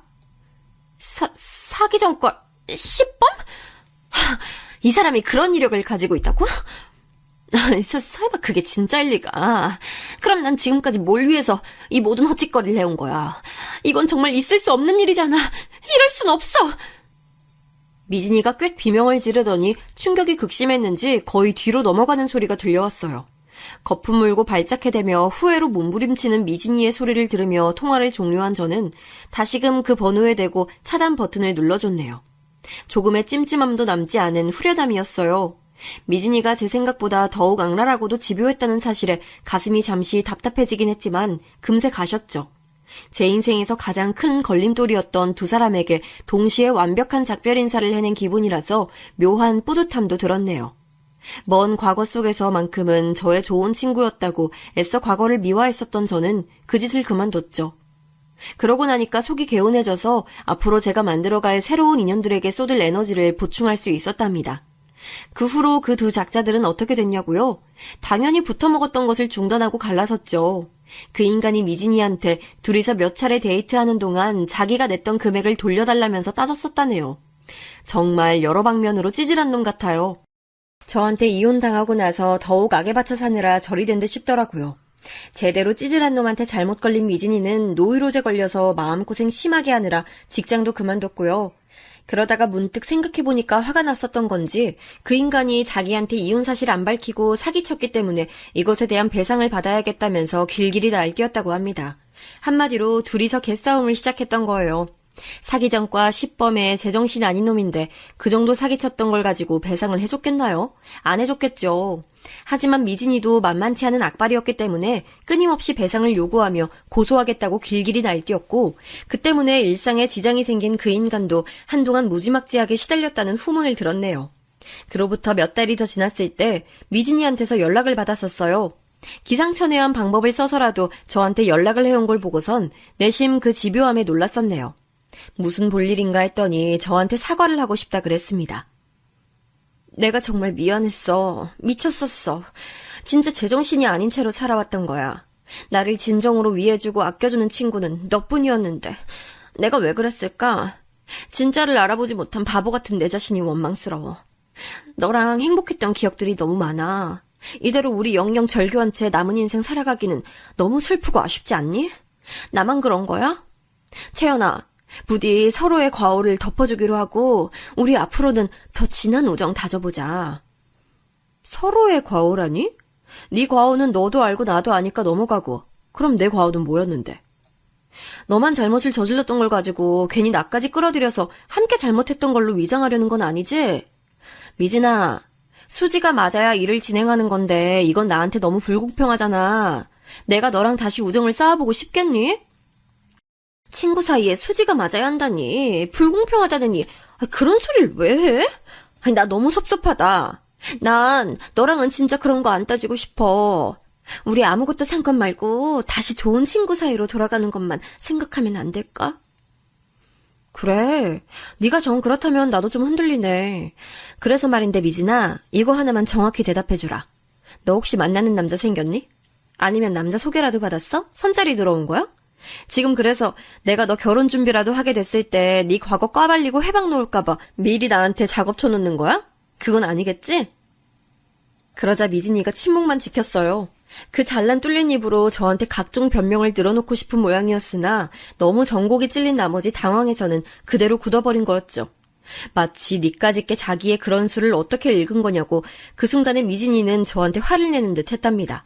저는 조용히 대화를 종료했고 미진이는 마지막에 제게 무어라 핑계를 대려고 했으나 분하다는 기색으로 그만뒀어요. 그걸로 끝이었죠. 우정 아닌 우정을 공유했던 관계에 진짜 종지부를 찍는 날이었어요. 그 후로는 연락이 아예 없었네요. 이혼한 남편과 절교한 절친, 그 두 사람은 분명히 제 인생에서 가장 존재감 넘치는 족적을 남긴 이들이었어요. 그렇기에 그 흔적을 안고서 씩씩하게 제 일상을 살아가는 날들이 정말로 아무렇지 않게 태어나기란 쉽지 않았으나 저는 그럼에도 앞만 보며 나아갔네요. 판매 수준이 늘 평이해서 걱정이었던 제 쇼핑몰은 점점 확보된 단골 고객들이 충성 고객들로 성장함에 따라 규모가 커져갔고요. 지금은 남부럽지 않을 정도가 됐네요. 다시 새로운 사람을 만나서 시작하는 것이 두렵기도 했었지만 현재는 진심을 다해 만나고 있는 남자친구가 있어요. 제 모든 사정을 다 알고 있는 사람이고요. 저보다 나이는 연하지만 생각하고 행동하는 것만 보면 연상처럼 느껴진답니다. 슬슬 결혼 준비에 들어간 상태라 그런지 요즘 따라 옛날 일들이 더 생각나네요. 새로 들은 소식이 있기도 했고요. 겹치는 지인이 아직 남아있어서 희미한 소식통은 존재했는데요. 전 남편인 그 인간은 사기치는 버릇을 못 고쳐서 웬 다단계 판매업을 시작했다가 거기서 만든 고객들 상대로 사기를 쳤고 일이 커지는 바람에 지방으로 도망갔대요. 행적이 묘연한 수준이라고 하는 얘기에 제가 고개를 절레절레 흔들었네요. 그런 인간과 큰 사건 만들지 않고 나름 조용히 이혼할 수 있었던 게 지금 보면 제 인생의 행운 같아요. 절친이었던 미진이는 사업하는 잘난 남자 만나서 결혼한다고 들었었거든요. 그런데 알고 보니 그 남자의 사업이란 것에 문제가 많았나 봅니다. 결혼 앞두고 구속됐대요. 그 남자 집안에도 온통 수상한 점 투성이었고요. 약혼녀였던 미진이는 졸지에 경찰 조사 받고 다녔죠. 결혼하면 부잣집 사부님 될 줄 알고 돈 펑펑 쓰고 다녔었다는데 그 때문에 갑자기 빚쟁이 됐어요. 가방부터 신발까지 자기가 가진 모든 것들을 중고 판매 사이트에 내놓고서 열심히 팔고 있는 걸 본 게 마지막 근황이었답니다. 반쯤은 원치 않게 그들의 소식을 접했지만 저는 되는 대로 신경을 끄고 살려고요. 오롯이 제 과거 속에만 존재하길 바라요.